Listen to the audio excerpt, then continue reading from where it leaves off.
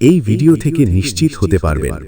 এরপরও আপনি কোনো হুজুরকে দিয়ে এই হাদিসগুলোর সত্যতা যাচাই করে নিতে পারেন। ইসলাম ধর্মের মূল সংবিধান হল কুরআন। নবীজি ও নবীজির সাথে যারা ছিলেন বা সাহাবারা শুধু কুরআনের অনুসরণ করতেন। কিন্তু ইসলামের নামে আমরা যে ধর্মচর্চা করছি তার সাথে কুরআনের খুব একটা সম্পর্ক নেই। যারা বিভিন্ন পোশাককে ধর্মের রীতি বা নীতি মেনে আসছেন তারা কুরআন কেন্দ্রিক ধর্ম মানতে রাজি হন না। তারা বলেন শুধু কুরআন মানলে ইসলাম ধর্মের আর কিছু থাকে না। সুতরাং মুসলমানদের ঈমান নষ্ট করার জন্য ইহুদি খ্রিস্টানদের একটি চক্রান্ত।